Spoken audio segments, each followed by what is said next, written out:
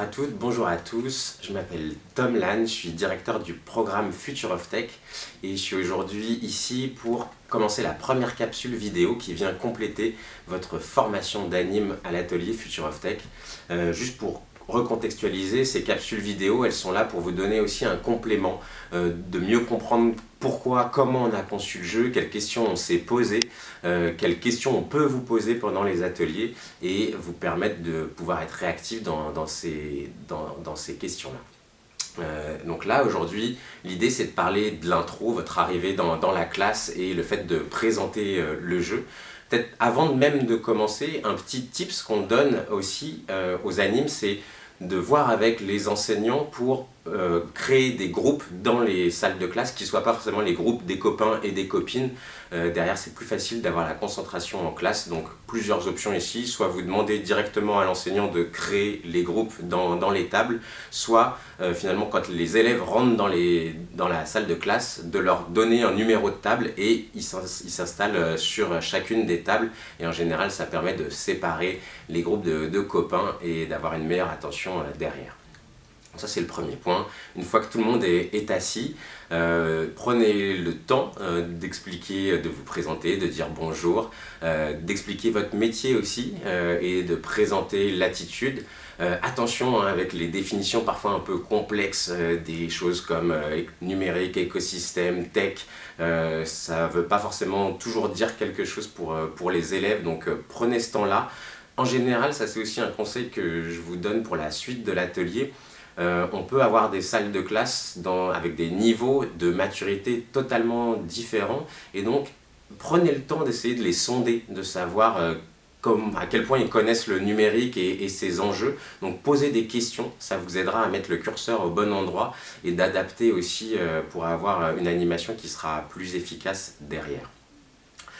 Ça c'était le début. Ensuite donc il y a la mise en mouvement avec les différentes questions. Vous avez des questions donc, sur est-ce qu'ils ont des proches qui travaillent dans le numérique. Là je vous encourage en général à creuser un petit peu plus, poser la question de savoir si ils connaissent les métiers de ses proches. En général, c'est intéressant aussi de poser cette question pour justement ce que je disais tout à l'heure, avoir des idées sur le niveau de maturité des élèves sur ces questions-là. Si dans le lot, vous avez 3 personnes qui travaillent dans la cybersécurité, des développeurs, développeuses, des graphistes, bon, vous avez une classe qui connaît à peu près le numérique.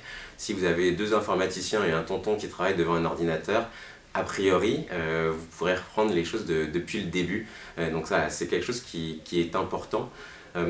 Important aussi sur la question liée au téléphone, d'aller un cran plus loin, de poser la question de savoir s'ils connaissent le reconditionné et pourquoi ceux qui ont fait le choix d'un téléphone reconditionné l'ont fait. Est-ce que c'est uniquement par souci de financier? Est-ce que c'est d'autres questions? Ça permet aussi de planter des graines pour la suite de l'atelier.